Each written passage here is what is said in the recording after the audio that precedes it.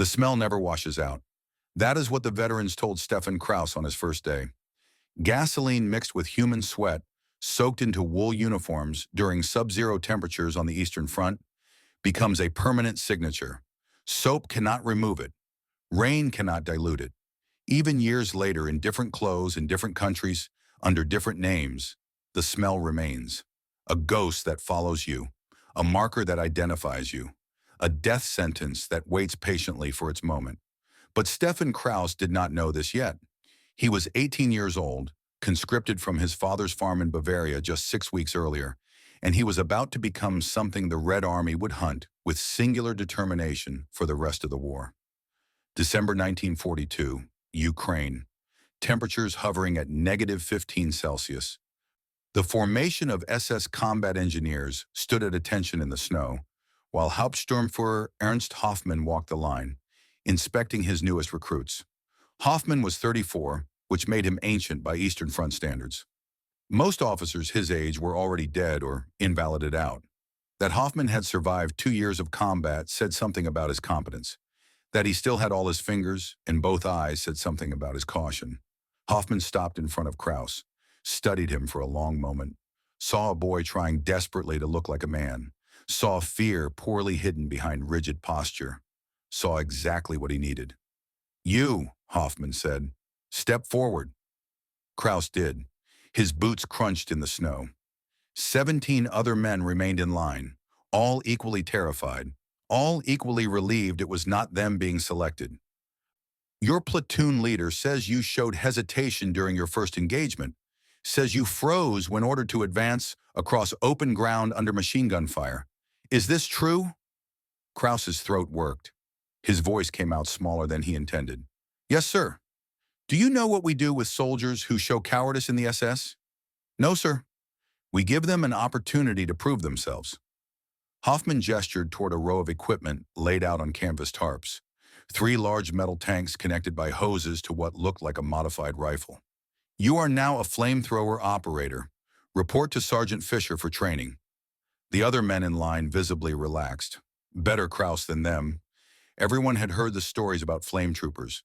Everyone knew the casualty rates. Kraus wanted to protest. Wanted to explain that he had not frozen out of cowardice, but out of the sudden, overwhelming realization that men were trying to kill him, that the war had transformed from an abstract concept into a concrete reality of bullets snapping past his head, that he had simply needed one more second to process this before moving forward. 1 second. Just one. But he said nothing, because in the SS, explanation sounded like excuse, and excuse sounded like weakness. And weakness meant death, one way or another. "Yes, sir," Kraus said. Hoffmann's expression remained neutral, but something flickered behind his eyes. Something that might have been regret or sympathy or the memory of better days. It passed too quickly to identify. 3,000 kilometers away, in a hospital in Hamburg, Hoffmann's younger brother was recovering from burns suffered when his apartment building caught fire. Ernst Hoffmann had not been there to help. He had been in Poland when the telegram arrived. He had been in Russia when his brother finally left the hospital, face permanently scarred. Letters from home described the rehabilitation, the skin grafts, the long process of learning to live with the damage fire could do. Hoffmann read those letters in his quarters at night, alone, with a bottle of vodka that never seemed to empty fast enough. He had spent 7 years with the Hamburg Fire Brigade before the war, had pulled children from burning buildings, had carried unconscious men down smoke-filled stairwells, had received a medal in 1938 for saving 23 people from an apartment fire that should have killed them all. That medal was in his footlocker now, wrapped in a cloth that had once been white. He had not looked at it in months, could not bear to, because Ernst Hoffmann, who had dedicated his adult life to saving people from fire, was now commanding a unit whose sole purpose was to burn people alive. The training took 3 days. Sergeant Fisher, a veteran who had somehow survived 8 months as a flamethrower operator before shrapnel to the leg made him unfit for frontline service, demonstrated the equipment with the enthusiasm of a man teaching others to commit suicide. "The Flammenwerfer 41, Fisher said, hefting the apparatus. 3 tanks, 2 for fuel, 1 for compressed nitrogen, total weight 70 pounds. Effective range 25 to 30 meters. Duration of continuous fire approximately 10 seconds. He paused. Let that sink in. 10 seconds to accomplish your mission or die trying. Because the moment you pull this trigger, every Soviet soldier within sight will prioritize killing you above all other targets. Krauss and 7 other new operators stood in a semicircle, trying to memorize information that might keep them alive an extra day or hour or minute. The tanks, Fisher continued, tapping each one. Your greatest weapon and your greatest vulnerability. One tracer round hitting here, he indicated the pressure tank, and you become a human torch before you ever use the weapon. The Soviets know this. Their snipers are trained to aim for the tanks. Their machine gunners are instructed to target you first. You will learn to move differently, carefully, like you are carrying a bomb on your back. Because you are. He demonstrated the distinctive posture, the slight forward lean to counterbalance the weight, the cautious steps that kept the tanks away from walls or obstacles that might rupture them. The way a flame trooper scanned constantly for cover, for escape routes, for the sniper who was already drawing a bead on the distinctive 3-tank silhouette. You will learn to recognize when Soviets have identified you, Fisher said. Their fire discipline changes. They stop shooting at other targets. They focus everything on you. When that happens, you have perhaps 3 seconds to either complete your mission or find cover. Choose wrong, you die. Choose right, you might live to make the choice again tomorrow. On the second day, they practiced with inert fuel, learning the trigger mechanism, the range estimation, the arc of the flame stream. Krauss discovered that fire did not shoot straight like bullets. It curved. It drifted in wind. It had personality almost, temperament. It wanted to spread, to consume, to transform everything it touched into ash and memory. On the third day, they used live fuel, fired at abandoned vehicles, at sandbag positions, at wooden targets shaped vaguely like men. Krauss watched the targets blacken and curl, watched them burn, thought about what it would mean to aim this weapon at something that could scream. That night he wrote his first letter home, described the weather, mentioned that he had been assigned to an engineering unit, said nothing about the training, nothing about the weapon, nothing about the growing knot of dread in his stomach that tightened with each passing hour. He addressed it to his mother, included greetings for his father and his younger sister Anna, 12 years old and preparing for her first communion. Anna, who loved horses and wanted to be a veterinarian. Anna, who had cried when he left for the army. Anna, who would never know what her brother became on the frozen fields of Ukraine.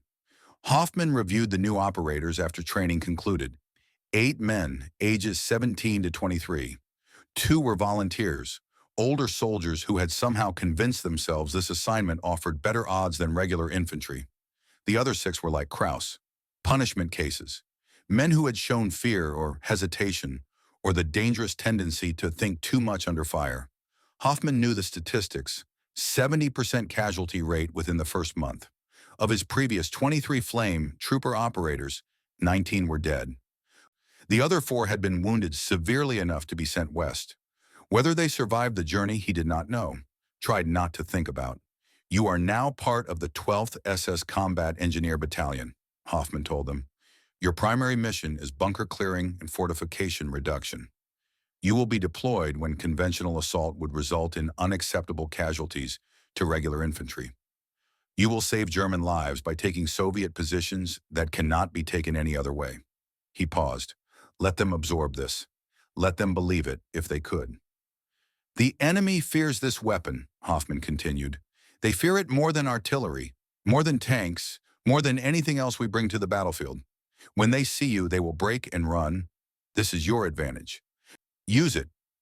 What he did not tell them was what the Soviets did to flame troopers they captured. Some things were better learned slowly, or not at all, if you were lucky enough to die before finding out. That night, Krauss lay in his bunk and tried to sleep. Failed. Around him, other men snored or muttered or cried quietly into their pillows. The veteran in the next bunk, a 22-year-old from Dresden named Wilhelm, whispered into the darkness. They say the Soviets don't take flame troopers prisoner. Say they burn them with their own weapons. You hear that? Krauss said nothing, had heard it, tried not to think about it. I heard they make it last. Wilhelm continued. Hours. While you watch the others burn first. While you wait for your turn. Shut up, someone hissed from across the barracks. Shut up or get out. Wilhelm fell silent, but the words remained, hanging in the cold air like breath, like smoke, like the ghosts of men who had carried these weapons before and learned too late what that choice meant.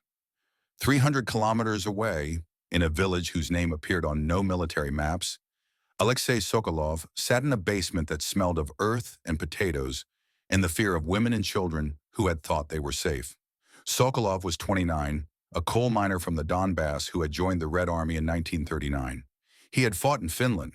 He had fought at the border when the Germans invaded. He had fought at Moscow, at Smolensk, in a dozen nameless villages that no longer existed. He was good at fighting, had the instincts for it, could read terrain, anticipate enemy movements, understand within seconds of contact where the threat was coming from and how to counter it. His superiors had noticed, had promoted him to Starshina, senior sergeant, squad leader, had given him 9 men and told him to keep them alive as long as possible while killing as many Germans as possible. Simple mathematics, clear objectives. But tonight, Alexei Sokolov was not fighting. He was hiding. Because partisan intelligence reported an SS patrol sweeping this sector, and his squad was undermanned after the last engagement, and tactical wisdom said to avoid contact until reinforcements arrived. His wife Katya sat against the wall, holding their daughter Anya. Katya was 32, a school teacher before the war, intelligent and patient, and everything Alexei was not. Anya was 7, small for her age but fierce in spirit, and she had her mother's eyes, dark and knowing, the kind of eyes that saw through lies and excuses and the false comfort adults offered children during wartime. Papa, Anya whispered, are the Germans close? Not close enough to worry about, Alexei said, smiled when he said it, the way fathers smile when telling daughters everything will be fine, even when everything is burning down around them. The partisan, an old man named Dmitri, who knew every forest path within 50 kilometers, descended the ladder from ground level. His face said something before his words did. They bypassed the village, Dmitri reported, heading north. You are safe. Relief flooded the basement. Women began gathering their few possessions, preparing to emerge from hiding. Alexei helped Katya to her feet, brushed dirt from Anya's coat, kissed his wife's forehead, smelled her hair, memorized the scent without knowing why. I have to return to my unit, he said. Orders. But you are safe now. The Germans passed you by. Katya nodded, did not ask when he would return, had learned not to ask questions that had no good answers. Be careful, she said instead. Always, he lied. Alexei climbed the ladder, emerged into winter darkness. His squad waited in the tree line, watching the village with the wariness of men who had survived by assuming every shadow held a German with a rifle. Corporal Yevgeny, his second in command, materialized from the darkness. The patrol? Alexei asked. Gone, heading toward Pyatry. Pyatry, another village. Another collection of civilians who had fled the front lines, thinking distance would save them. Alexei felt a twinge of something. Not quite guilt, not quite fear, just the knowledge that war respected neither distance nor innocence, that survival was mostly luck, and the Germans had more ammunition than the Red Army had luck. We move out, Alexei said. Back to battalion. 3 hours hard march. They moved. The village disappeared behind them. Alexei did not look back. In his pocket, wrapped in cloth to protect it from moisture, was a photograph of Katya and Anya taken before the war. He touched it sometimes the way religious men touch prayer beads.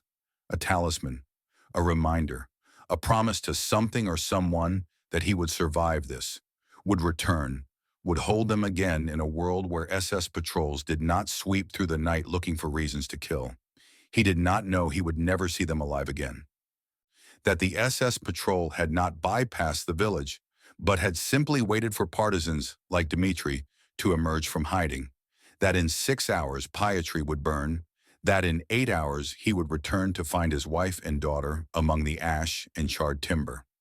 That the promise he carried in his pocket would transform into a vow of such cold intensity it would define the rest of his life. December 14th, 1942. The calendar date meant nothing to most, just another day in a war that blurred into continuous frozen hell. But for three men, it marked the moment their paths converged towards something inevitable. Hoffman's squad received its orders at dawn. Not bunker clearing, not fortification reduction, pacification. That was the word Division Command used. Clean, clinical, empty of meaning. What it meant in practice was burning a village suspected of harboring partisans. All structures, no exceptions. Make an example, Hoffman protested. Cited regulations, treaties, the basic rules of warfare that supposedly governed behavior even in the depths of hell. His battalion commander, a career SS officer named Steiner, who had the dead eyes of a man who had stopped questioning orders years ago, cut him off. You are in the SS, Hauptsturmführer, not the Wehrmacht. We do not hide behind the Geneva Convention when it suits us. You have your orders, execute them, or I will find someone who will. Execute. The word carried multiple meanings, all of them applicable. Hoffman saluted, returned to his squad, briefed them with the mechanical precision of a man describing routine maintenance procedures. Target village Pietri, 6 kilometers north. Suspected partisan activity. Complete destruction. 30 minutes for the operation. Questions? Kraus had 1,000 questions. Asked none of them. Around him, the other 7 operators checked their equipment with the focused intensity of men trying not to think about what they were about to do. Fuel lines, pressure gauges, ignition systems, the technical details that kept you alive or killed you if overlooked. Easier to focus on mechanical function than moral implication. The march took 90 minutes through snow that reached mid-shin. Kraus's shoulders ached from the 70 pounds of equipment. His legs burned from the exertion. His mind raced through scenarios, possibilities, ways this might end without doing what he knew they were going to do. Patry appeared as a cluster of dark structures against white landscape. 40, maybe 50 buildings. Wood construction, thatched roofs, the architecture of poverty and agricultural subsistence. Smoke rose from chimneys. Morning routines unfolding behind walls. Breakfast being prepared. Children being dressed. Normal life continuing in its stubborn refusal to acknowledge that normal life had ended 2 years ago and would not return for a generation. Hoffman deployed his squad in a line. Standard procedure. Each operator assigned a sector. Overlapping fields of fire to ensure complete coverage. Military efficiency applied to mass murder. Remember your training, Hoffman said. His voice sounded strange to himself. Distant, like listening to someone else speak his words. Quick and thorough. Stay aware of Soviet positions. Complete your sector. Fall back to rally point. Move. They moved. 8 men carrying fire, approaching a village where intelligence reported 47 civilians. The intelligence was precise. Someone had counted. Someone had reported. Someone had transformed human beings into numbers on a report that justified what came next. Kraus reached his first building, a house, small, maybe 2 rooms, curtains in the window, a child's drawing visible through the glass, something colorful, a horse maybe, or a dog. Hard to tell from this distance. He aimed the flamethrowers. His finger found the trigger. Pressed. The weapon roared. Fire erupted from the nozzle, a stream of liquid flame that arced through the air and splashed against the wooden wall. The wood ignited instantly, fire spreading faster than thought, faster than conscience, faster than the realization that this was real and irreversible and would echo in his nightmares forever. The curtain caught fire. The child's drawing blackened and curled. Glass shattered from the heat. Smoke poured through the broken windows, thick and black, and full of the smell of burning wood and burning wool, and other things Kraus tried not to identify. Someone screamed inside. A woman's voice, high and panicked, then a child's voice, higher still. Kraus stepped back, moved to the next building, pulled the trigger again. The weapon roared again. Fire spread again. More screams. The village burned. 8 flame troopers working methodically through their sectors. 47 civilians trapped inside structures that transformed into ovens within minutes. Some tried to flee. Wehrmacht infantry positioned around the perimeter cut them down. Standard procedure. No survivors, No witnesses, no stories to spread about what the SS did to villages suspected of supporting partisans. It took 8 minutes. Kraus counted. Each second distinct and separate and permanent. 8 minutes to reduce human habitation to cinders and screams and the kind of silence that follows when fire has consumed everything that could burn. Hoffman stood at the rally point, watching the smoke rise. His face remained neutral, professional, the face of a military officer executing orders. But his hands trembled slightly. He hid them in his pockets. Hoped no one noticed. Knew they did. The squad withdrew. Mission complete. Operational success. Report to be filed noting 0 German casualties. Complete destruction of target. Estimated partisan infrastructure eliminated.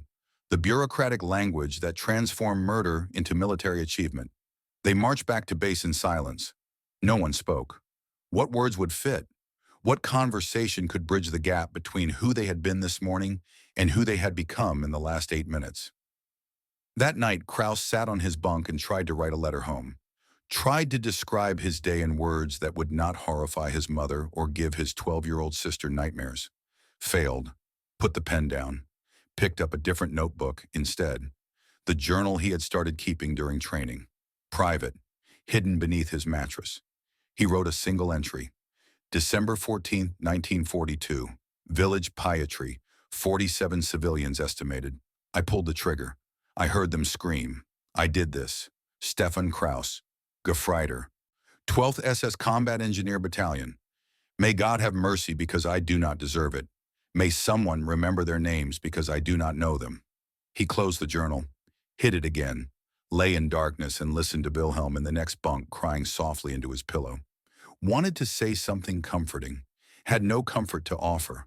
Closed his eyes and saw fire, saw curtains burning, saw a child's drawing curl and blacken, saw his reflection in that moment and did not recognize the man looking back. 3 kilometers away, Alexei Sokolov was running through snow. His squad spread out behind him, weapons ready, moving with the speed of men who had learned that every minute mattered when civilians were in danger. They had heard the explosions, had seen the smoke, were arriving exactly 23 minutes too late to matter. Petri smoldered.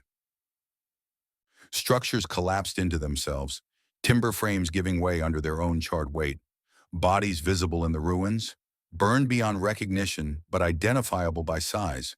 Women, children, old men, the math of pacification operations. Alexei stopped at the village edge. His men fanned out, checking for survivors, for Germans, for anything that might justify the hope they had carried during the run here. Found nothing but ash and the smell of burned flesh that would cling to their uniforms for days. Corporal Yevgeny approached, his face gray, voice flat with the emotional shutdown that comes from seeing things the mind refuses to process. 43 dead so far, still counting. Looks like flamethrowers, SS probably. Tracks heading south. Alexei nodded, absorbed this. Walked deeper into the ruins, methodical, professional, a soldier assessing a battlefield. Not thinking about the fact that this was a village, not a battlefield, that these were civilians, not combatants. That somewhere in this ash were people he might have known.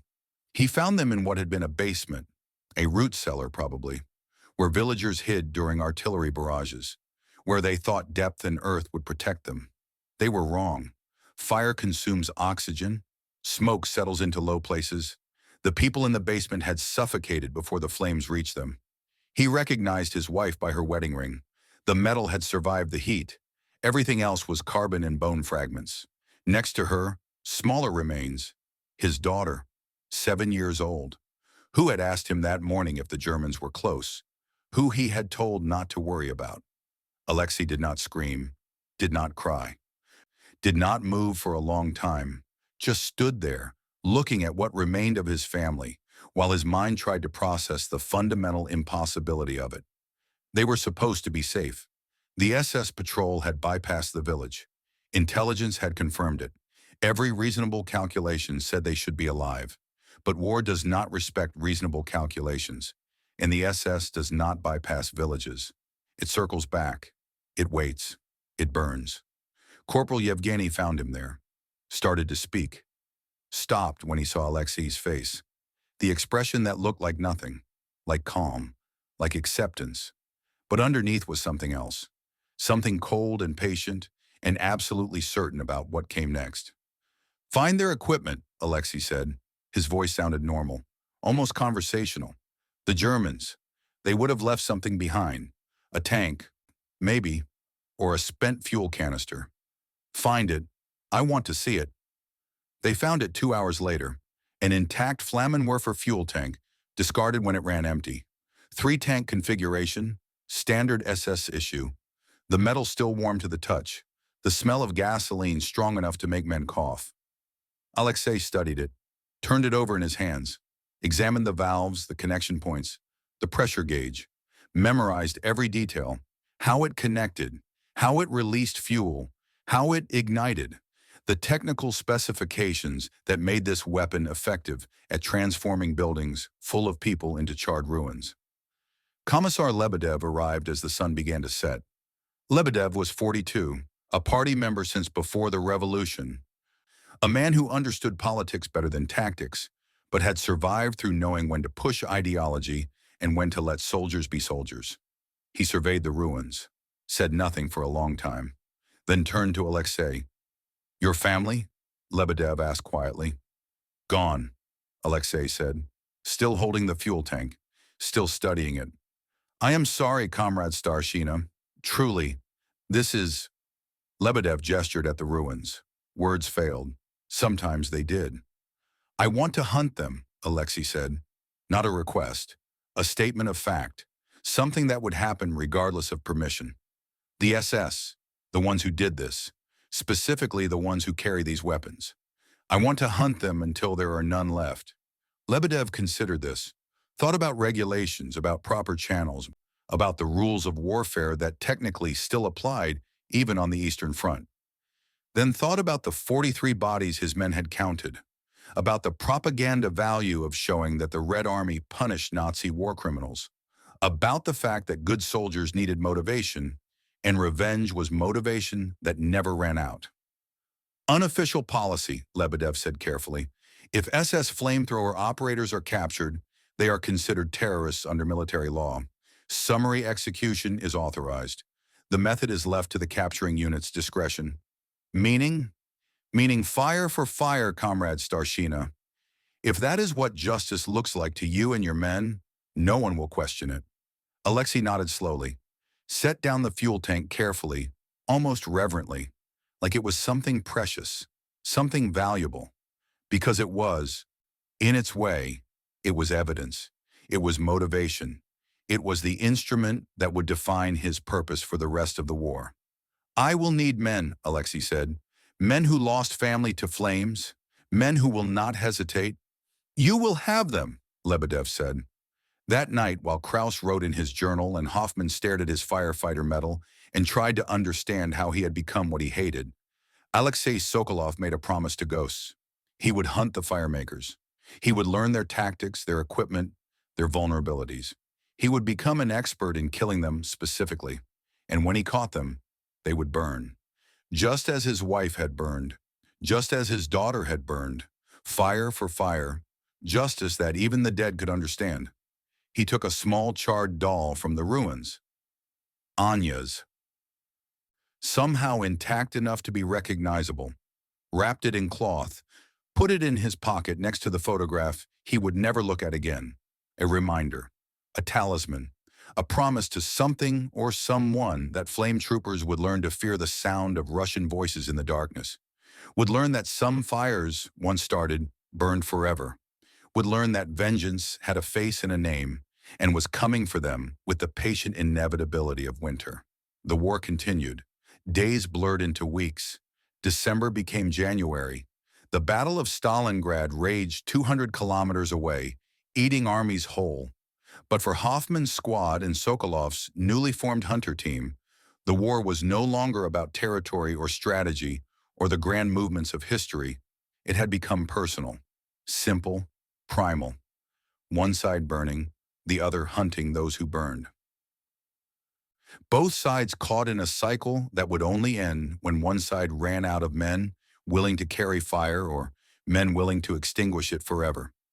Neither side understood yet how that cycle would consume them all. Winter deepened.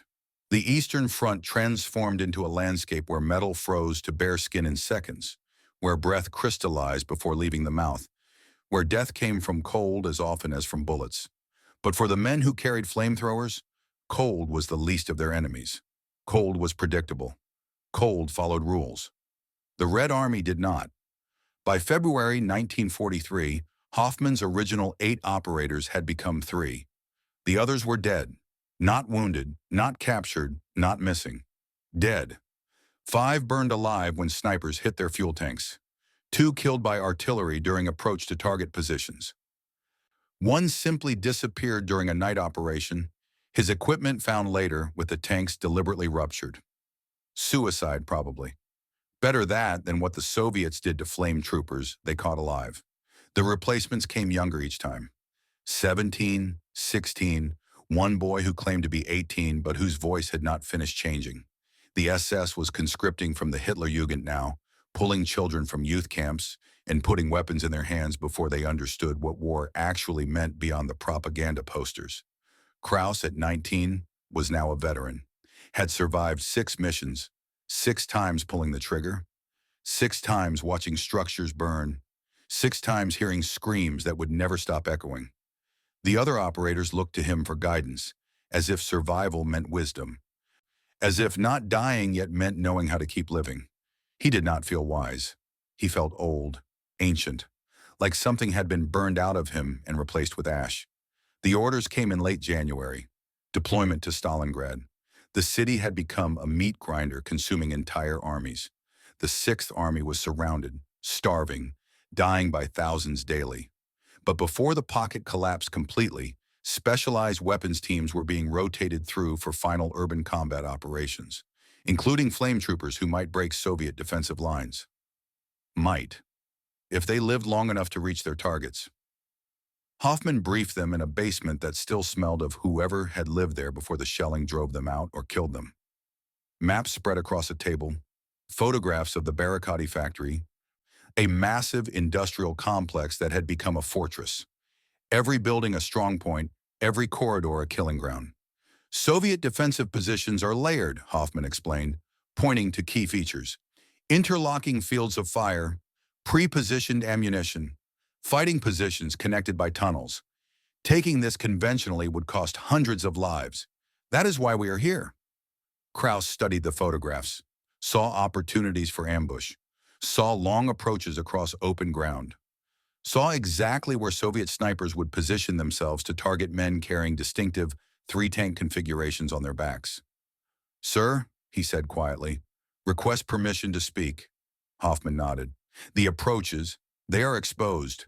The Soviets will see us coming from 200 meters out. They will know what we are. They will target us specifically."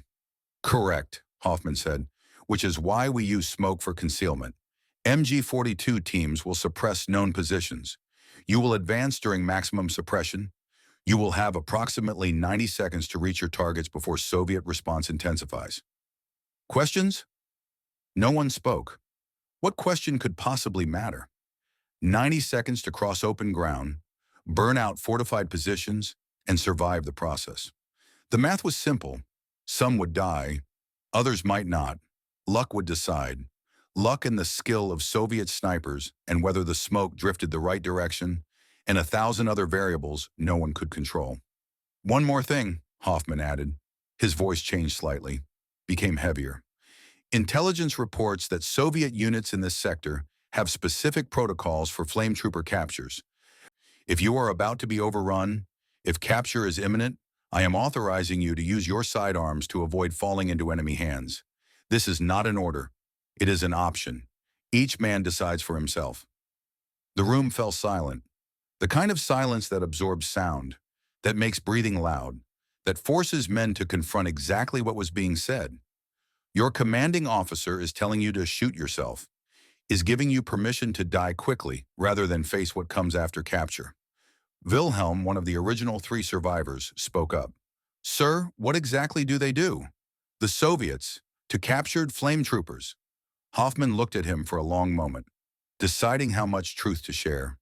how much a 19-year-old boy could carry. They burn you, Hoffman said finally, with your own equipment, sometimes quickly, sometimes not. Reports vary, but the outcome is consistent, fire for fire, justice from their perspective. Wilhelm nodded slowly, processing this, accepting it the way soldiers accept any reality that cannot be changed. I will keep one extra magazine for my pistol, he said, just in case. 300 kilometers away, in a different basement in a different ruined city, Alexei Sokolov was conducting very different training. His hunter squad, now 10 men strong, gathered around captured flamethrowers equipment laid out like an anatomy lesson. Range, Alexei said, pointing to the nozzle. 25 to 30 meters maximum, but effective range is closer to 20. Beyond that, the stream disperses. They need to get close to kill you, which means you have time to kill them first. He indicated the fuel tanks. 3 tanks, 2 fuel, 1 pressure. The pressure tank is here. 1 round through this tank, the whole system fails. The operator becomes a target with 70 pounds of useless metal strapped to his back. He cannot drop it quickly. The harness system is complex. You have approximately 8 seconds while he struggles with the release mechanism. Use them. His men took notes, drew diagrams, asked technical questions with the focused intensity of students studying for examinations where failure meant death. Corporal Yevgeny, who had become Alexei's second in command, raised a hand. What if we cannot achieve the shot? What if the angle is wrong or the range too far? Then you fix them, Alexei said. You maneuver, you wait. You do not engage until conditions are favorable. Because fighting a flame trooper on his terms means you burn. Fighting him on your terms means he dies. Patience is survival. Revenge is patient. The commissar had given Alexei's squad priority for equipment. New rifles, good optics, extra ammunition. The political officer understood that specialized hunters needed specialized tools. That propaganda value existed in showing the Red Army punishing SS war criminals. That every dead flame trooper was a story that could be told to soldiers and civilians alike. Proof that Nazi terror weapons could be defeated. But Alexei cared nothing for propaganda. He cared about the charred doll in his pocket, about the promise he had made to ghosts, about the technical problem of how to kill men who carried fire before they could use it. His squad killed their first SS flame trooper in early March. A young operator, maybe 20, separated from his unit during a confused engagement near Kharkov. The boy had dumped his equipment and tried to blend in with retreating Wehrmacht infantry. Almost worked. Would have worked, except Alexei's sniper had been at Petri, had searched through the ruins, had learned to recognize the distinctive burn scars on hands from handling ignition systems. That one, the sniper said, pointing. Look at his hands. Alexei looked, saw the scars, saw the posture of someone who had carried heavy weight on his back for months, saw guilt in the way the boy avoided eye contact. They captured him alive, dragged him into a shell crater while the main battle continued overhead. The boy pleaded in German. Alexei did not speak German, but terror needs no translation. The begging sounds the same in every language. Alexei's men looked to him, waiting for orders, waiting to see if their commander meant what he had said about fire for fire. They had brought a damaged Flammenwerfer recovered from a previous engagement, partially functional, enough fuel for perhaps 5 seconds of flame, more than enough for what needed to be done. Alexei personally strapped the tanks onto the German's back, positioned him against the crater wall. The boy screamed, begged, made sounds that transcended language, that came from some primal place where humans understand they are about to die badly. Alexei lifted the nozzle, aimed it at the boy, thought about Katya, about Anya, about a basement in Petri where they had suffocated on smoke before the flames reached them, about the last moments of their lives, the terror they must have felt, the pain his 7-year-old daughter experienced before the end. He pulled the trigger. The weapon roared. The boy burned, screamed for 43 seconds before shock silenced him. 68 seconds total before death ended it. Alexei's hands did not shake. His face remained neutral, professional, the face of a soldier executing military justice. But inside, something else was happening, something he did not examine too closely because examining it meant questioning whether this was justice or revenge, or simply the transformation of grief into cruelty. His men said nothing. Some looked away. Some watched with expressions that mixed satisfaction with horror. War had made them all witnesses to atrocity, but there was a difference between killing in combat and what they had just done. A line had been crossed, a moral threshold passed. They all felt it. None spoke of it. Word spread quickly. The Red Army communications system was remarkably efficient when it came to sharing information soldiers actually wanted to know. Within 2 weeks, units across the front knew about the hunting squads, knew that captured SS flame troopers were being burned alive, knew that someone was doing to them what they had done to Soviet civilians. The response was mixed. Some soldiers approved, some felt uneasy, but no one objected loudly enough to stop it, because everyone had seen villages that looked like Pietri. Everyone had friends or family who had burned. Everyone understood that conventional military justice felt insufficient for the kind of calculated terror the SS deployed. And so the hunting continued. Alexei's squad became specialists, developed tactics specifically for targeting flame troopers, learned to identify them by silhouette, by movement patterns, by the distinctive caution of men carrying volatile fuel, learned to position observers to spot them early, snipers to disable them, assault teams to capture survivors. By June 1943, Alexei had personally killed 14 SS flame troopers. His squad had overseen the execution of 23 more. He carved notches in his rifle stock, not from pride, not from satisfaction, from the simple need to count, to know when enough was enough, to have some metric that might eventually say the debt was paid. He never found that number. The counting continued, but the grief remained constant. Revenge, he discovered, did not heal. It simply gave structure to rage, purpose to pain. A reason to wake up and continue when everything else said stop, give up, let the war take you to. January 1943 brought Hoffman's squad to the Barikady factory during the final desperate weeks of German presence in Stalingrad. The smoke screens worked reasonably well. The MG-42 suppression was effective. The assault proceeded according to plan for approximately 45 seconds. Then Soviet defenders identified the flame troopers. Krauss felt the shift immediately. The change in fire discipline, the way bullets suddenly focused on him specifically, snapping past with precise intent rather than random spray. Someone knew what he was. Someone was trying very hard to kill him. He dove behind a collapsed wall, fuel tanks clanging against concrete, 60 pounds of volatile liquid on his back. And every bullet hitting near him might be the one that ruptured the tanks and turned him into a human torch. Wilhelm was not so lucky. The sniper's bullet caught him mid-stride, punched through the left fuel tank. The pressurized system failed catastrophically. Fuel sprayed across Wilhelm's back, ignited instantly from the heat of the day, from friction, from the malevolent physics that made these weapons as dangerous to operators as to targets. Wilhelm screamed, spun, tried to reach the harness release, failed. The flames consumed him in seconds. He fell, kept screaming, kept burning. 50 meters away, and Krauss could do nothing except watch his friend become ash. The assault faltered. 2 flame troopers dead in the first minute. A third wounded when shrapnel from an artillery near miss shredded his leg.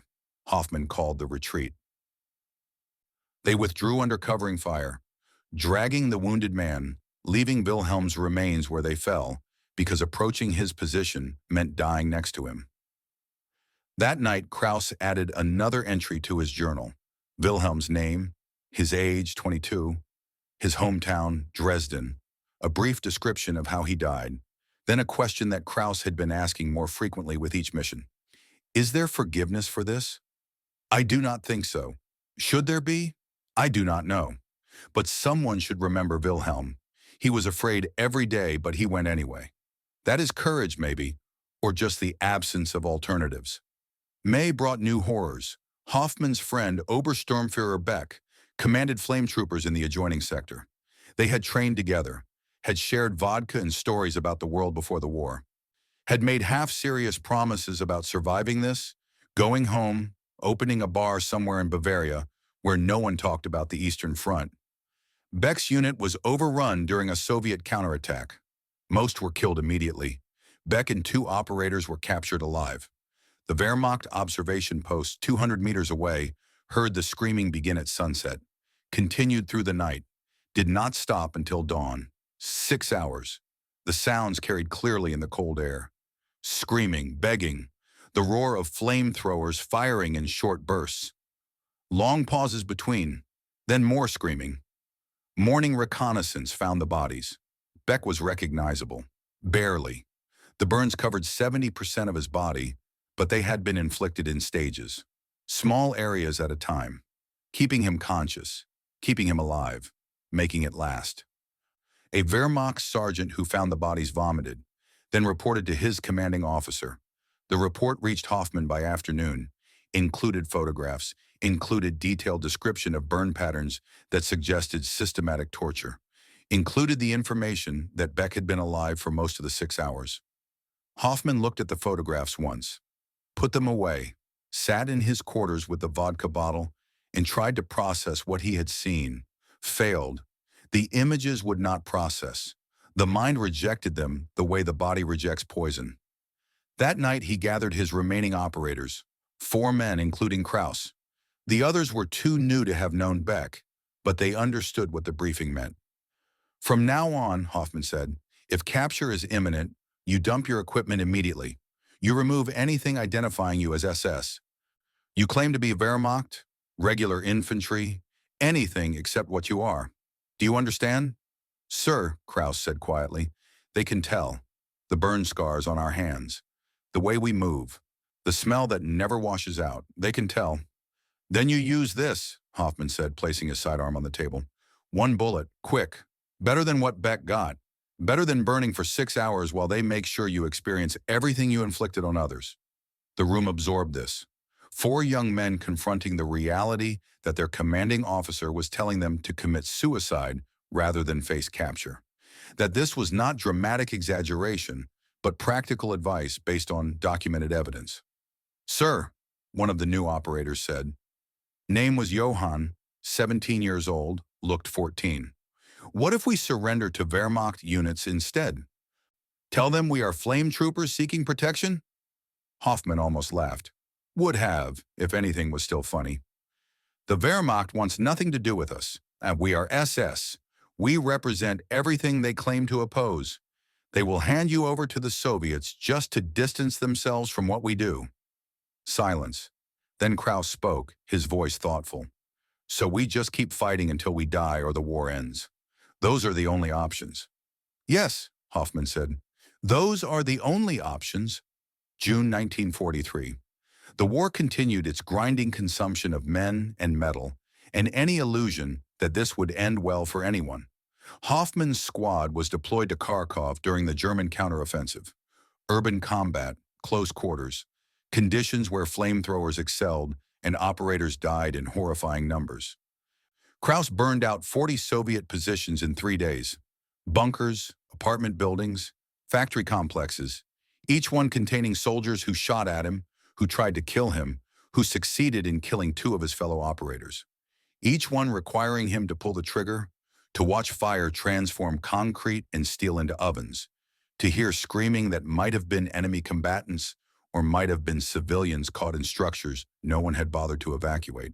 He stopped asking, stopped distinguishing, pulled the trigger when ordered, moved to the next target, survived through the combination of luck and the reflexive caution that came from carrying fire on your back into places where everyone wanted you dead. His journal entries became shorter, more factual, less theological questioning, just dates, locations, estimated casualties. The names when he could learn them, the acknowledgement of his role, the simple documentation that this happened, he did it, someone should know. One entry stood out, June 18, 1943. After burning an apartment building that intelligence said was a Soviet command post, but which contained mostly civilians hiding from the fighting. I think about the Soviet soldiers who hunt us. I do not blame them. If someone did to my family what I did to theirs today, I would hunt too. I would burn them the way they are burning us. This is justice, maybe, or just revenge. I cannot tell the difference anymore. That night, while Kraus wrote in his journal, Soviet military intelligence was intercepting mail from Germany. Routine procedure. Looking for intelligence. for morale indicators, for anything useful. One letter caught an analyst's attention. Addressed to Gefreiter Stefan Kraus, 12th SS Combat Engineer Battalion. Return address in Bavaria. The analyst read it, flagged it, sent it up the chain to intelligence officers who understood that psychological warfare included knowing your enemy's vulnerabilities. The letter was from Kraus's mother, simple, maternal, full of the mundane details of life continuing in Bavaria despite the war. She wrote about the farm, about neighbors, about Stefan's younger sister Anna, now 13, who was preparing for her first communion and who asked about her brother constantly. The letter included a photograph, Anna in a white dress, smiling shyly at the camera, holding a prayer book. 13 years old, dark hair, her brother's eyes. The intelligence officer who reviewed the file made a decision. Sent the letter and photograph to field units with a note. Information about SS Flame Trooper Stefan Kraus. Personal details. Potential psychological leverage if captured. The package reached Alexei Sokolov in July. He studied the photograph, read the letter, saw the sister who looked maybe a year older than Anya would be now, if Anya had lived. Saw the mother's worry poorly hidden beneath cheerful platitudes. Saw the normal life continuing somewhere far from this frozen hell. For a moment he felt something other than rage, something that might have been empathy. This German soldier was someone's son, someone's brother, just like Alexei had been someone's husband, someone's father. The symmetry was obvious, the parallels unavoidable. Then he remembered Anya's burned doll in his pocket. Remembered Katya's wedding ring recovered from ash. Remembered the root cellar in Pietry. He put the photograph away, filed the information, made a note in his log. SS Flame Trooper Stefan Kraus, 12th SS Combat Engineer Battalion. Personal background indicates family in Bavaria. Sister age 13. If captured, standard protocol applies. Standard protocol. Fire for fire. The policy that had become doctrine. The revenge that masqueraded as justice. But something had shifted. Some recognition that the men he hunted had mothers who worried, sisters who prayed, lives that existed beyond the weapon they carried. It did not change his mission, did not slow his hunting, but it complicated the satisfaction he expected to feel with each kill, made the revenge hollow even as he continued pursuing it. By autumn 1944, Hoffman's original squad of 8 had been replaced 3 times over. 24 men trained, 19 dead, 3 wounded badly enough to be evacuated west. 2 simply disappeared during night operations, presumed captured and executed according to reports that had become routine. Only Kraus remained from the original group. 2 years as a flame trooper. Statistical impossibility. He should have been dead 10 times over. Every operator knew the math. 70% casualty rate in the first month. 90% within 6 months. No one lasted 2 years. No one. But Kraus did, through some combination of skill, caution, and luck that defied probability. He moved like a man who carried death on his back and had learned to live with it. Deliberate, careful, always watching, always calculating, always keeping one bullet in reserve. The new operators watched him the way religious acolytes watch priests, as if survival meant sanctity, as if lasting this long meant knowing secrets they could learn. They were wrong. Kraus knew only one secret. Every day you do not die is borrowed time. Every mission you survive is luck that will eventually run out. Every name you write in your journal is weight you carry forever. The retreat across Ukraine and Poland blurred into continuous nightmare. Fighting withdrawals, desperate defensive stands, positions held for hours then abandoned when Soviet forces threatened encirclement. The front collapsed in slow motion, German units fragmenting, reforming, fragmenting again. Hoffman's squad shrank to 4 operators, then 3. The SS was scraping the barrel now, conscripting boys and old men, anyone who could carry a rifle. Flame trooper recruitment had become impossible. The stories had spread too far. Everyone knew what it meant. Everyone refused. Some units abandoned the weapons entirely. Told division command the equipment was lost or destroyed. Switched to conventional demolitions. Anything except strapping volatile fuel tanks on men's backs and sending them into direct fire. but Hoffman's battalion commander insisted, maintained that flamethrowers remained essential for reducing fortified positions. Ordered Hoffman to keep his squad operational regardless of recruitment difficulties. So they continued. 3 operators, Kraus, now 19 but looking 30, Johann 17, who had somehow survived 4 months and cried every night but went out every morning, and a new man, barely 16, who gave his name as Peter but responded to any name called because he had stopped caring about identity beyond surviving the next hour. October 1944, Poland, a nameless village that existed on maps but nowhere else, destroyed so thoroughly that identifying its original function was impossible. Soviet defensive positions layered across the ruins, German orders to clear them, flame troopers essential. The operation went wrong from the beginning. Intelligence was bad. Soviet strength was double what briefings indicated. The smoke screen blew wrong direction. MG-42 suppression was ineffective. Everything that could fail, failed. Peter died in the first 30 seconds. Snipers shot through the pressure tank. The resulting explosion was spectacular. A fireball visible for kilometers. The kind of death that left nothing to recover, nothing to bury. Just scorch marks and the smell of burned flesh that lingered for days. Johann was hit next, not the tanks, just his leg. Shrapnel from mortar fire. He went down screaming, 50 meters from cover, Soviet machine guns traversing toward him. Seconds from death. Kraus made a decision, the kind of decision that separated operators who survived from operators who lasted. He ran toward Johann, exposed himself completely, 70 pounds of volatile fuel on his back, and he ran through machine gun fire toward a wounded man who was already as good as dead. Later, he would not remember making the choice, would not recall thinking about it, weighing options, deciding Johann's life was worth risking his own. He just ran, some instinct overriding self-preservation. Some remnant of humanity asserting itself despite 2 years of methodically burning human beings alive. He reached Johann, grabbed him, started dragging him toward cover. Machine gun fire snapped past, close enough to hear the supersonic crack, close enough to feel the displacement of air, close enough that dying was just physics waiting to happen. Hoffman and 2 Wehrmacht infantry appeared, provided covering fire, dragged both men into a shell crater. Alive. Both alive. Impossibly, inexplicably alive.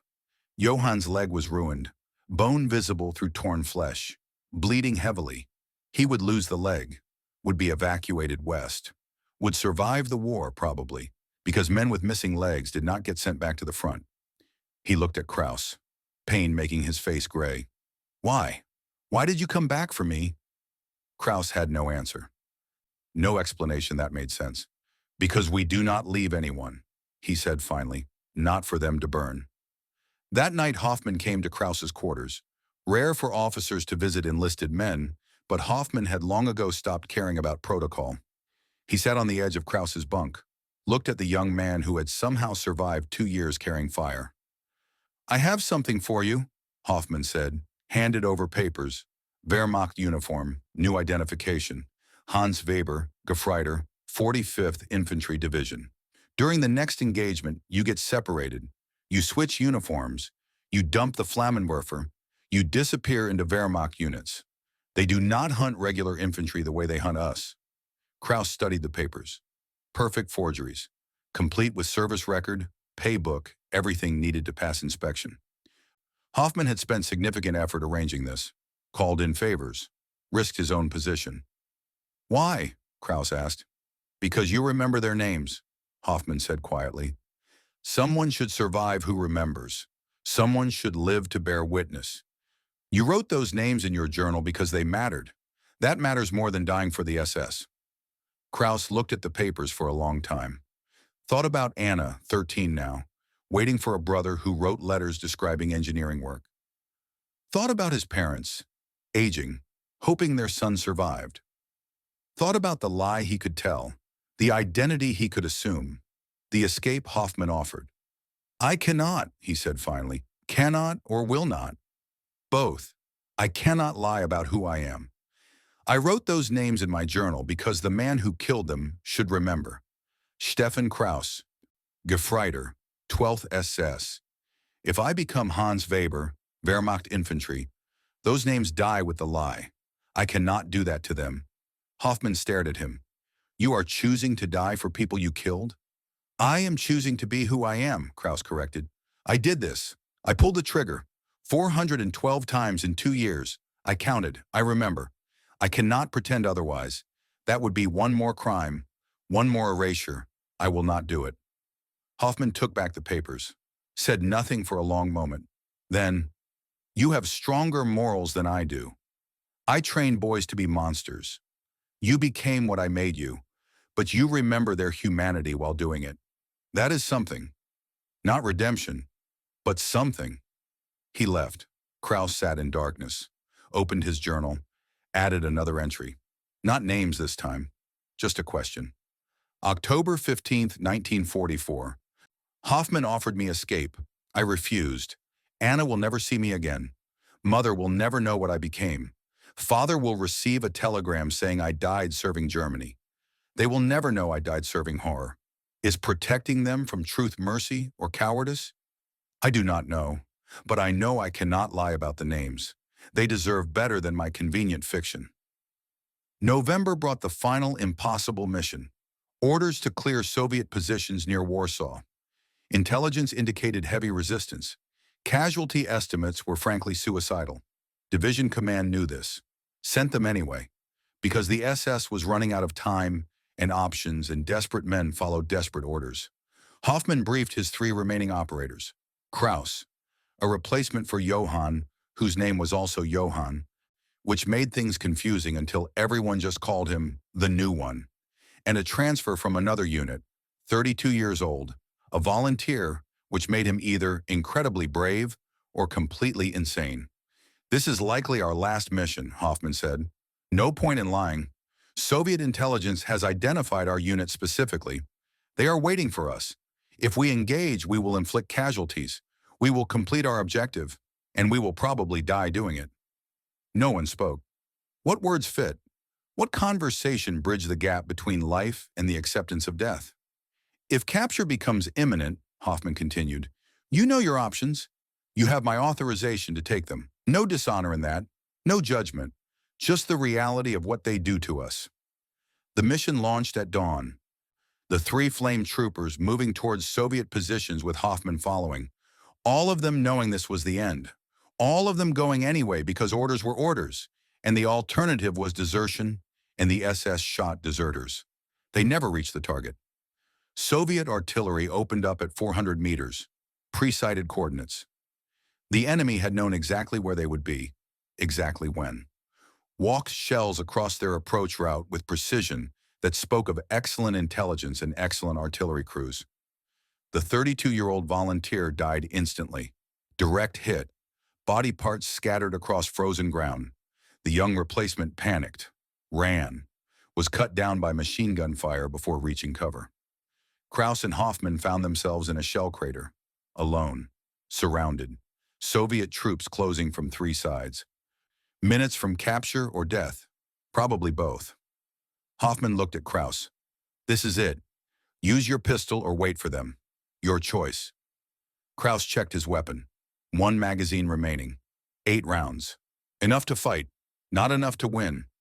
He looked at Hoffman, at the man who had trained him, who had tried to save him, who carried his own guilt like the fuel tanks they both knew too well. I will wait, Kraus said. I want them to know my name. I want them to hear the names I remember. If I die, that should mean something, even to them. Hoffman nodded. Then we wait together. They waited. Soviet troops approached carefully. Experienced soldiers who knew flame troopers were dangerous until confirmed dead, who had seen operators pull triggers with their last breath, burning themselves and attackers together. But Kraus made no move toward his weapon, just stood slowly, hands visible, equipment still on his back. A man surrendering, a man accepting what came next. The Soviet squad surrounded them, rifles aimed, fingers on triggers. Any wrong move would end it immediately. A sergeant stepped forward, looked at Kraus's equipment, understood exactly what he was looking at, smiled without humor. SS, the sergeant asked in German. Yes, Kraus said. Flame trooper? Yes. The sergeant nodded slowly, then pulled out a folded paper from his pocket. German handwriting, a letter. He looked at Kraus, then at the letter, then back. You are Stefan Kraus, the sergeant said. Not a question, a statement. Gefreiter, 12th SS Combat Engineer Battalion. You have a sister, Anna, 13 years old.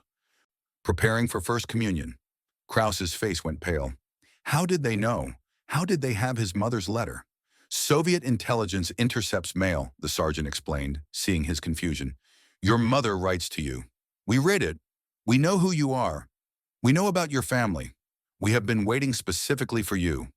The knowledge settled over Kraus like ice water. They had not captured him by accident.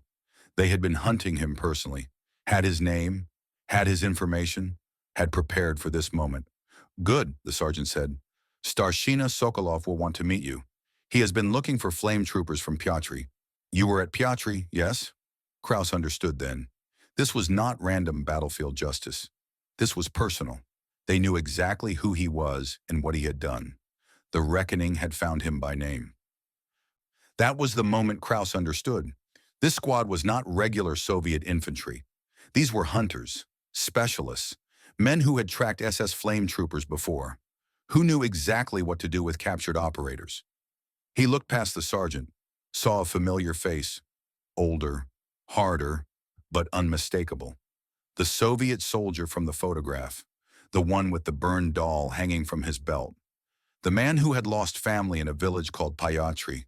Their eyes met. Recognition passed between them. Hunter and hunted. Killer and killer.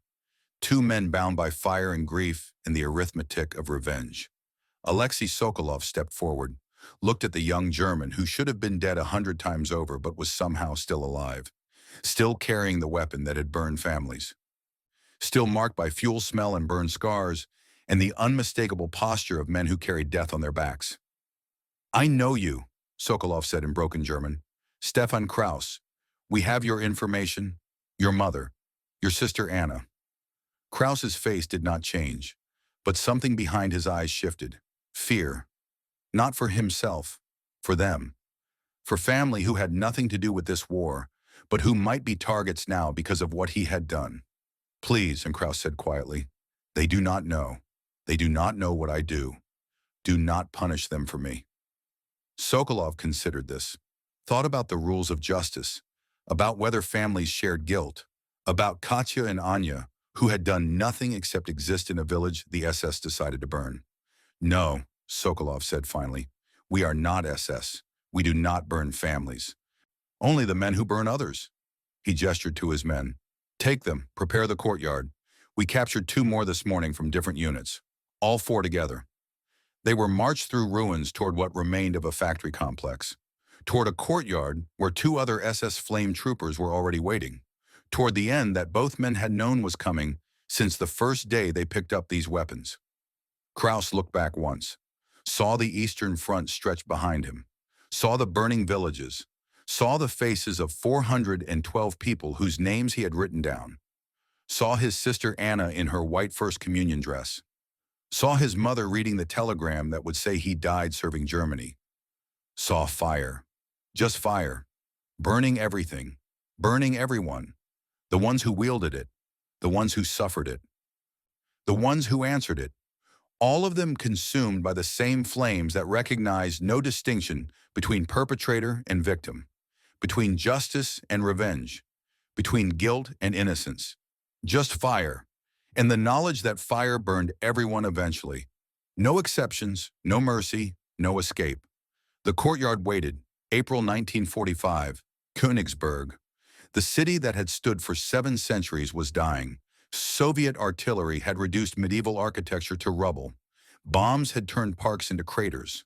House-to-house fighting had transformed every building into a fortress, every street into a killing ground. The city burned, not from flame troopers now, from conventional weapons, from the simple mathematics of overwhelming force applied without restraint. But some fires were personal. The courtyard had once been part of a brewery. Brick walls still standing, though pockmarked with bullet holes and shrapnel scars. A space perhaps 30 meters square, open to the sky, surrounded by ruins that provided excellent observation positions for what was about to happen. Soviet troops had used this location before. The scorch marks on the walls told that story. The smell of gasoline and burned flesh that never quite left told another. 4 SS flame troopers stood against the far wall, hands bound behind them, equipment removed but laid out carefully nearby, a deliberate reminder of what they carried, what they used, what made them different from regular soldiers who might expect Geneva Convention protections. Kraus was the youngest at 19. Next to him, Hoffman, 37 now, looking 50. The other two were from different units captured that morning. One was perhaps 25, a man named Klaus Richter, who had been separated from his squad during the Soviet breakthrough. Silent and pale, accepting what came with the resignation of someone who had known this moment would arrive eventually. The other was 17, barely old enough to shave, a boy conscripted 3 months ago who was crying quietly and continuously, the kind of crying that had no end because the end was already visible. Soviet troops formed a loose semicircle, perhaps 30 men. Some had fought at Pietri, some had lost families to flames, some were simply here because orders brought them, and what happened in this courtyard happened with official approval, even if no paperwork would ever document it. Alexei Sokolov stood at the center. He was 32 now, but the Eastern Front had aged him the way it aged everyone. His eyes were harder, his face was thinner. The burned doll that had been in his pocket for 2 years was now tied to his belt. Visible, a declaration of purpose that needed no explanation. Commissar Lebedev stood to the side, observing, recording mentally for reports that would never be written. The political officer had learned that some justice operated outside official channels, that revenge, when properly directed, served morale purposes statistics could not measure, that letting soldiers who had suffered losses extract payment from those who caused them created loyalty more powerful than ideology ever could. 2 captured flamethrowers lay on the ground, recovered from earlier engagements, functional, fueled, ready.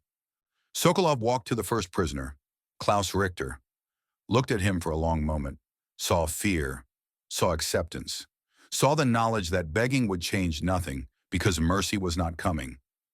"Your name," Sokolov said in German. "SS Unterscharführer Klaus Richter," the man said. His voice was steady, a soldier maintaining discipline to the end. 12th Waffen SS Panzer Division. Sokolov nodded, gestured. 2 soldiers strapped the Flammenwerfer tanks onto Richter's back. The German did not struggle. What was the point? Death was coming. Fighting only meant it would come harder. They positioned him in the center of the courtyard, alone, visible from all angles. A man with fuel tanks on his back and nothing else.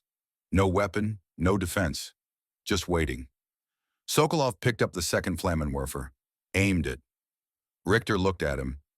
Eye contact for perhaps 3 seconds. Some communication that transcended language. Soldier to soldier, killer to killer. Men who had both done things that would never wash clean. Sokolov pulled the trigger. The weapon roared. Flame consumed Klaus Richter. He screamed immediately, a sound that seemed too large for human lungs to produce. Primal, animal, the sound of nervous systems overloading with pain beyond what the brain could process. 43 seconds. That was how long he screamed. Sokolov counted, had counted every time he did this. 43 seconds until shock silenced the screaming. Another 25 seconds until movement stopped. 68 seconds total from ignition to death. Richter's body remained upright for a moment, then collapsed, smoke rising from what had been a man. What remained was carbon and bone fragments and the smell that Soviet troops had learned to associate with justice. The 17-year-old prisoner vomited, kept vomiting even after his stomach was empty. Dry heaves that racked his body, his bladder released. Urine pooled around his feet. He was beyond caring, beyond dignity. A boy watching his future approach and understanding exactly what the next few minutes held. Sokolov's men brought him forward. The boy tried to run. Pointless. Where could he go? He was surrounded by Soviet soldiers in the heart of a dying city. He made it perhaps 3 meters before they caught him, dragged him back. strapped the equipment on him while he begged in German that became less coherent with each word. They positioned him where Richter had stood. The boy looked at the charred remains, looked at Sokolov, made sounds that were not quite words, not quite screams, something between, the sound of sanity breaking. Sokolov aimed. The boy closed his eyes. Sokolov pulled the trigger. The boy burned, screamed. 47 seconds this time. Then silence. 2 down, 2 remaining. Hoffman and Kraus stood against the wall. Hoffman's face showed nothing. A professional officer accepting consequences. A man who had trained boys to become killers and was now watching them die for it. A firefighter from Hamburg who had spent the last 3 years burning people alive and had known from the beginning how this story would end. Kraus's face showed something different. Not fear, not quite acceptance. Something else. Determination, maybe. The expression of a man who had made a decision and intended to follow through regardless of cost. Sokolov approached them, studied both. Wehrmacht intelligence files had provided names, units, service records. He knew who they were, what they had done, how many villages they had burned, how many Soviet soldiers and civilians they had killed. Hauptsturmführer Ernst Hoffmann, Sokolov said, reading from a paper, Hamburg Fire Brigade before the war, commander of flame trooper units since 1942, responsible for training over 40 operators, credited with over 300 Soviet positions neutralized. Hoffman said nothing. What response was there? The facts were accurate. The accounting was precise. 300 positions, thousands of casualties. The mathematics of his war service reduced to statistics that justified what came next. And you, Sokolov said, turning to Kraus. Gefreiter Stefan Kraus, 18 years old when conscripted, assigned to flame troopers as punishment for showing fear in combat. 2 years service. 412 confirmed uses of flame weapons. Kraus looked at him. 412 missions, not confirmed uses. I counted. I remember each one. Something in Sokolov's expression shifted. Slight, barely visible. But there. Recognition. This German counted, remembered, carried the weight of what he had done. That was different from the others. Different from soldiers who killed and forgot. Different from men who justified or denied or blamed orders. Why did you count? Sokolov asked. Because they should be remembered, Kraus said. The people I killed. They had names. They had lives. Someone should know they existed. Even if that someone is the man who murdered them. Silence in the courtyard. Soviet soldiers who had been expecting more begging, more denial, more attempts at justification, found themselves confronting something unexpected. A German SS flame trooper who admitted guilt, who remembered victims, who carried names the way other soldiers carried ammunition. You think remembering makes it better?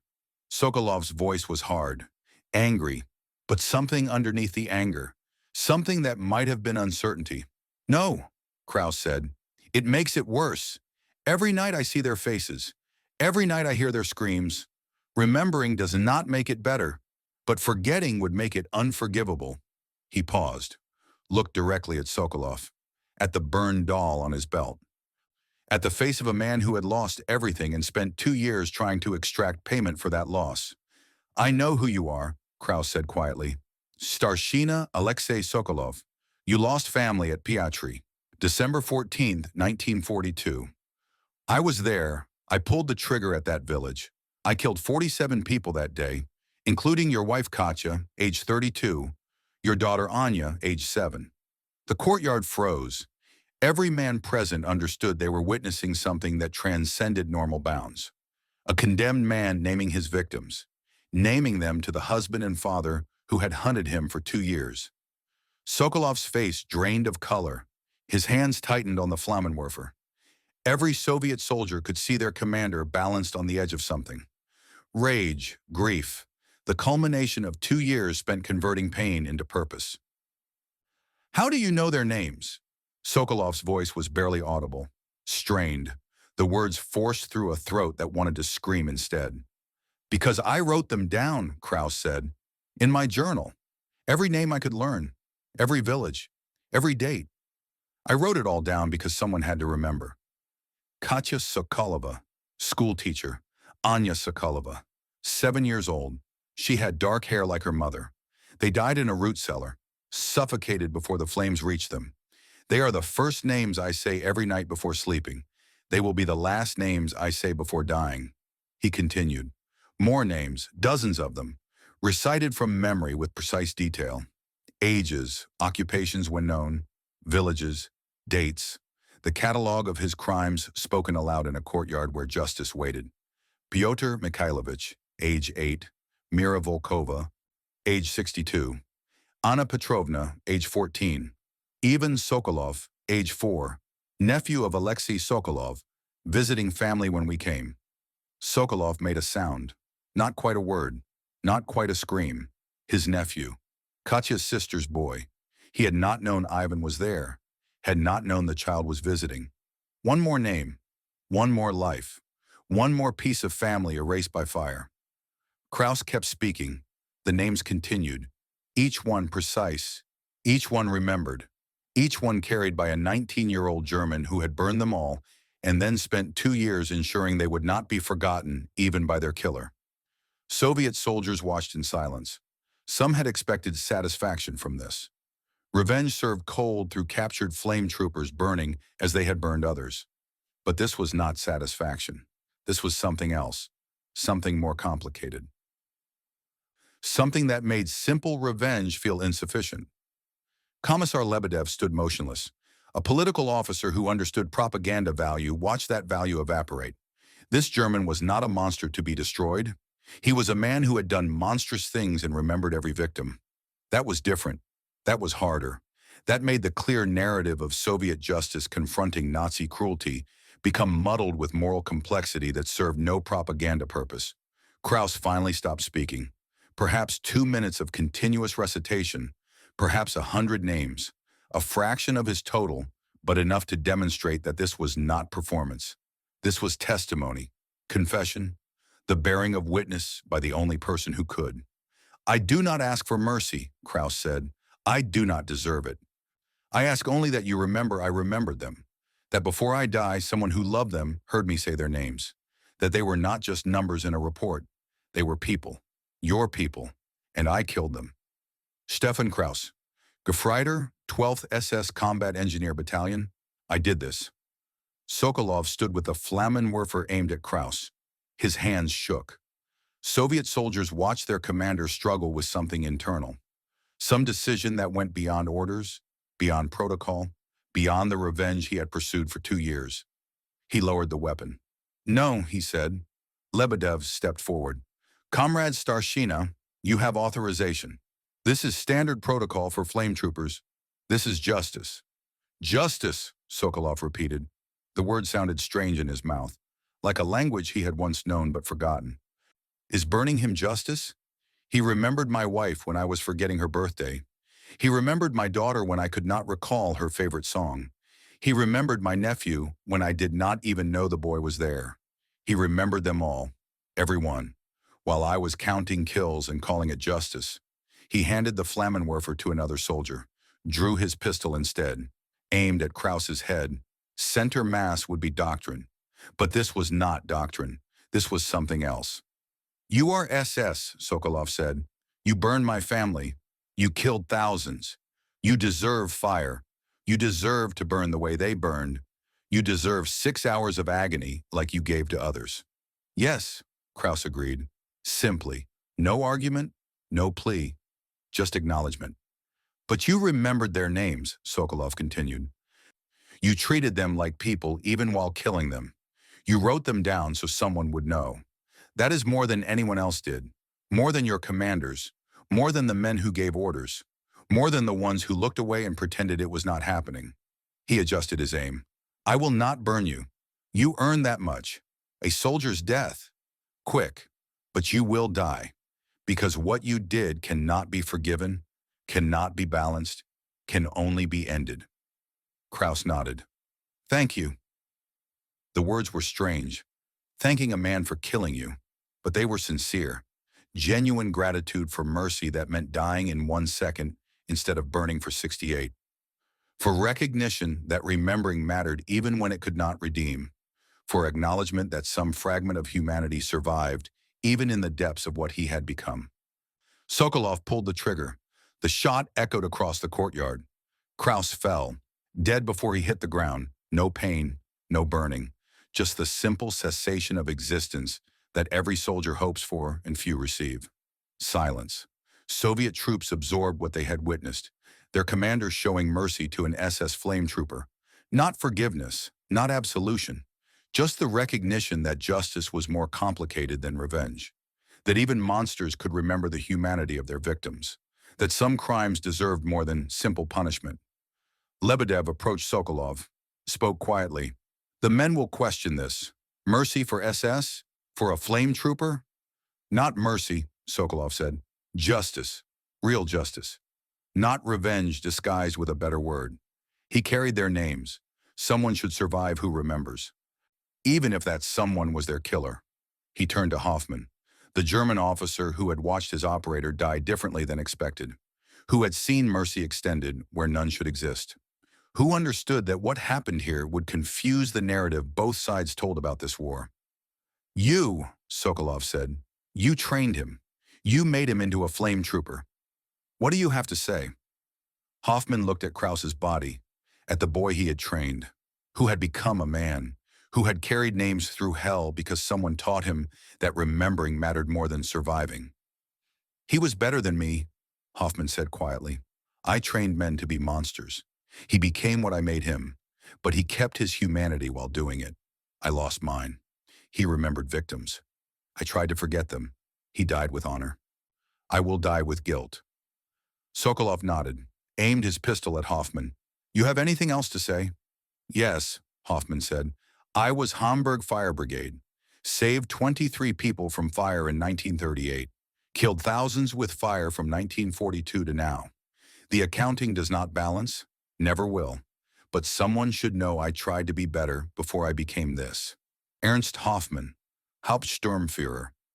I trained the men who burned your villages. I am responsible for every name that boy remembered. Do what must be done. Sokolov pulled the trigger. Hoffman fell next to Kraus.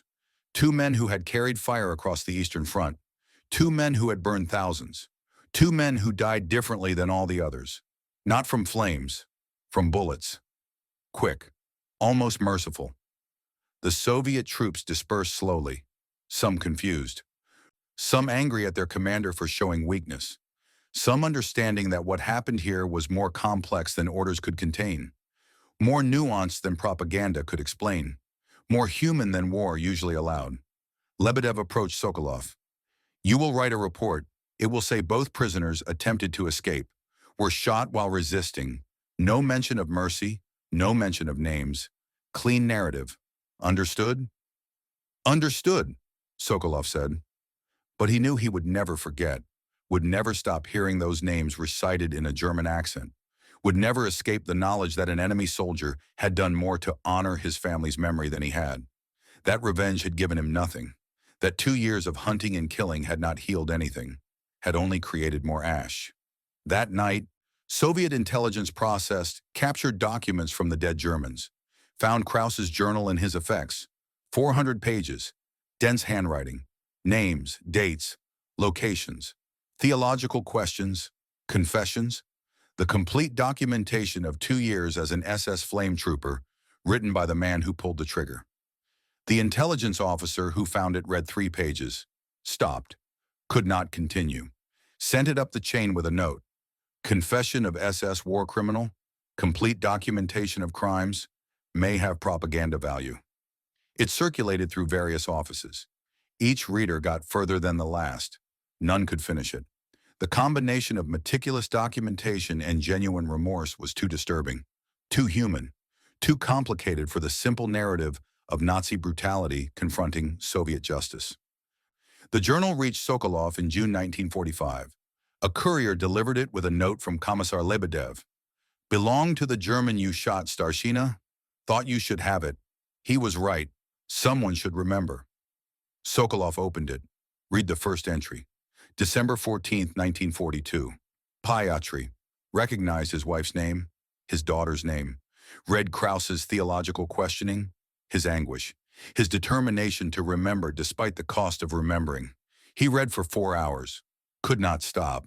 Each page was testimony, confession, evidence, the kind of documentation that war crimes tribunals would value, the kind of first-hand account that historians would kill for, the kind of human document that transcended propaganda and politics and the clean narratives both sides told. He closed the journal at dawn, sat with it in his lap, made a decision that would define the rest of his life. He kept it. The war ended. Europe transformed from battlefield to occupied territory. Millions of soldiers returned home. Millions more did not. The accounting was done. The counting continued for years, decades, generations. Ernst Hoffmann survived Soviet captivity, 8 years in Siberian labor camps, hard labor, inadequate food, disease that killed half the prisoners. He lived through it somehow. The same caution that kept him alive as a flame trooper kept him alive in the camps. The same professional competence that made him effective at war made him valuable at forced labor. Released in 1953, returned to Hamburg, found his city rebuilt, found his brother living in an apartment, face scarred from the 1940 fire, working as a clerk.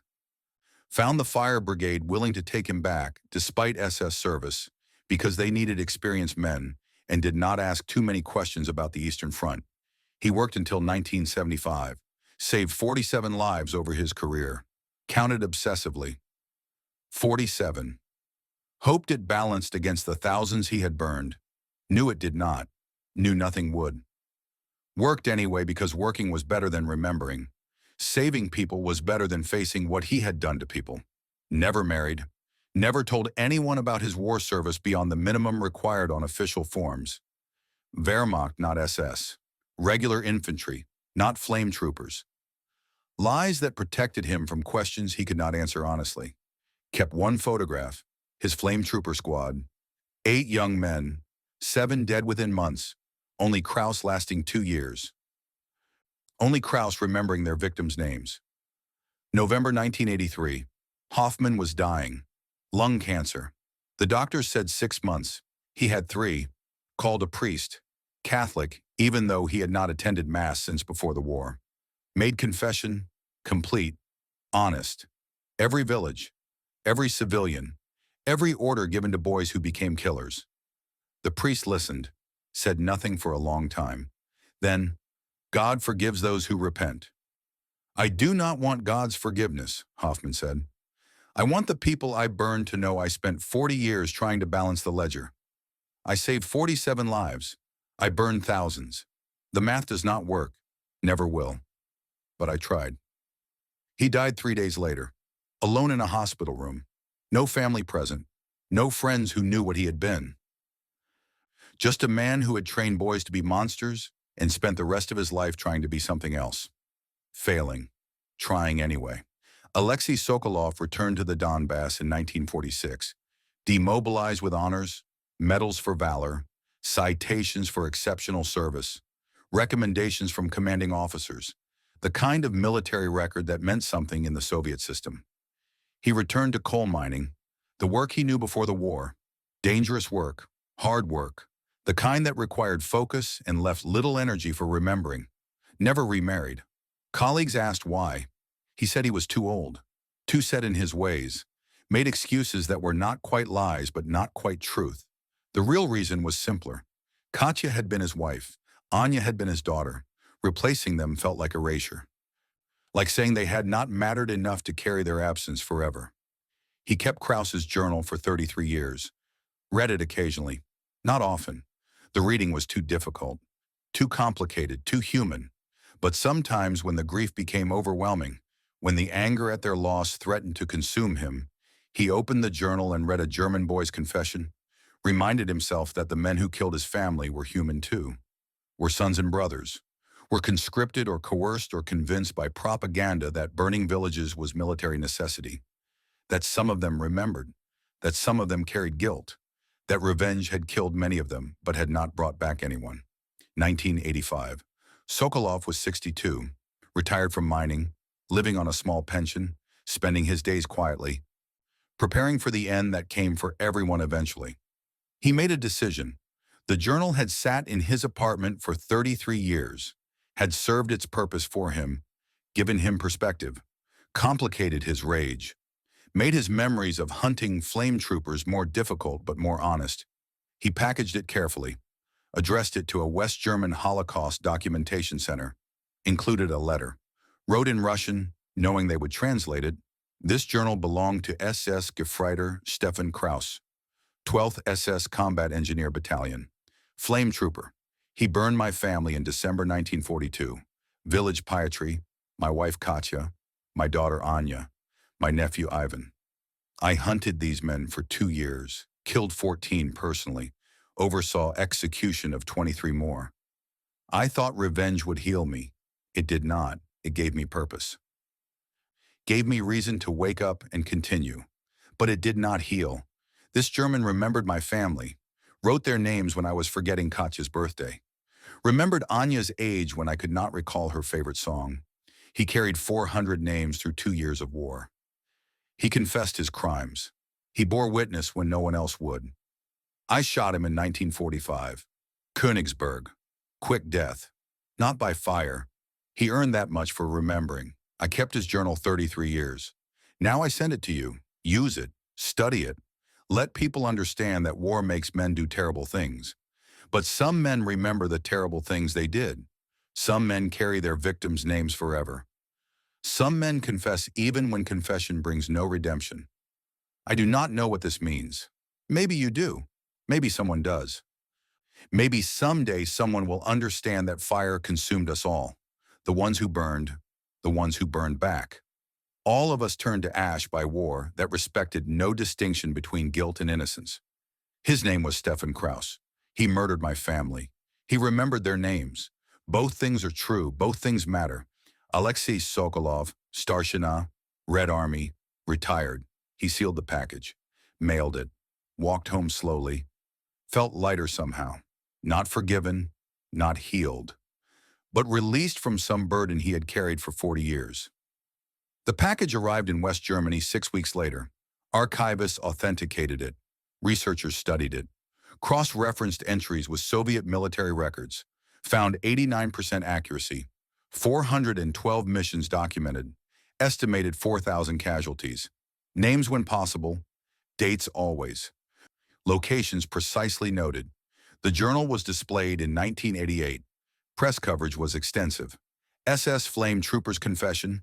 400 pages of war crimes documented by perpetrator. Headlines that reduced complex humanity to simple narrative. Stories that missed the theological questioning, the genuine remorse, the determination to remember victims even when remembering meant carrying unbearable weight. Several surviving family members were located through the names.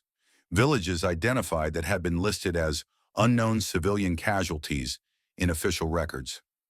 Histories were corrected. Documentation was improved. The dead were remembered more accurately because a German boy had written their names in a journal he carried through hell. Alexei Sokolov died in January 1987. Heart attack. Quick. Relatively painless. He was found 3 days later by a neighbor. No family present. No one who knew about Katya and Anya. No one who understood why he lived alone for 40 years. His colleagues at the mine organized the funeral. Small ceremony, few attendees. They described him as quiet, competent, a man who worked hard and kept to himself, a man who never smiled after returning from the war, but who never complained either. One colleague mentioned that Sokolov had fought on the Eastern Front, had received medals, had done something important during the war, though no one knew quite what. No one mentioned the hunting, the executions, the 2 years spent converting grief into systematic vengeance. No one knew. Sokolov had never told anyone, had carried it silently the way he carried everything. The way soldiers carried burdens that civilians could not understand and did not want to hear about. The journal became part of permanent exhibitions. Students studied it. Historians referenced it. Philosophers debated what it meant that a perpetrator could document his crimes with such precision while expressing genuine remorse, whether remembering victims made atrocity less monstrous or more tragic. September 2008. A German educational television program interviewed Soviet veterans about the Eastern Front. found a 95-year-old man who had been at Königsberg, who had served under Alexei Sokolov, who had witnessed the courtyard executions in April 1945. The interviewer was young, 26, born 40 years after the war ended, too young to remember even the Cold War, trying to understand a history that seemed impossible, trying to reconcile propaganda narratives with human reality. "Can you tell us," she asked carefully, "about the treatment of SS prisoners, particularly those who had committed war crimes?" The old veteran was silent for a long time, 95 years old, face lined by decades, eyes that had seen things the interviewer could not imagine, could not understand even if described. "We burned them," he said finally. "The flame troopers, SS, we burned them the way they burned us. Fire for fire. Justice, we called it." "Do you regret that?" the interviewer asked. "Looking back now, do you think it was right?" Another long silence. 28 seconds. Timed later when the footage was reviewed, the old man looking past the camera, seeing not the television studio but a courtyard in Königsberg, seeing young Germans burning, seeing their commander show mercy to one who remembered names. "I hear two kinds of screams in my dreams," he said finally. "The ones they burned, the ones we burned. All the same screams. Fire does not care about politics or justice or revenge. Fire just burns. Everyone. The ones who start it, the ones who fight it, the ones who answer it. All of us. Ash." He paused, looked directly at the camera, at the young interviewer who would edit this footage and try to make sense of it, at the audience who would watch and judge and think they understood. "But one German," he continued, "one flame trooper. He remembered the names, our names, Soviet civilians. He wrote them down, carried them for 2 years. Our commander shot him quick instead of burning him, because remembering mattered, even when the one remembering was the killer. Maybe especially then." "What should we learn from that?" the interviewer asked. The old man smiled, sad, weary, the smile of someone who had tried to learn that lesson for 60 years and was still not sure of the answer. "That fire burns everyone," he said. "That war makes monsters of men. But that some men remember they were human even while being monstrous. That confession does not redeem. That remembering does not forgive. But that both matter, somehow, in ways I still do not fully understand." The interview ended. The footage was archived, became part of historical record, part of the continuous attempt to understand what happened on the Eastern Front, to make sense of atrocity, to find meaning in brutality, to extract lessons from fire. The statistics were compiled later, documented in Soviet military archives declassified in the 1990s. Approximately 3,000 SS flame troopers captured between 1942 and 1945. 47 confirmed long-term survivors, 1.6% survival rate. Wehrmacht flame trooper captures numbered around 800. Survival rate approximately 15%. The distinction was maintained throughout the war. The Red Army made clear separation. Regular German military might be imprisoned. SS might be treated as combatants.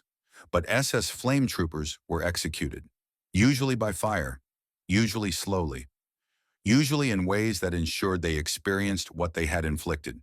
The policy was never officially documented, never appeared in orders or regulations, never was acknowledged by Soviet command structure, but it was universally understood, universally applied. From Stalingrad to Berlin, from 1942 to 1945. No exceptions except a handful of men like Krauss who remembered names and earned different deaths.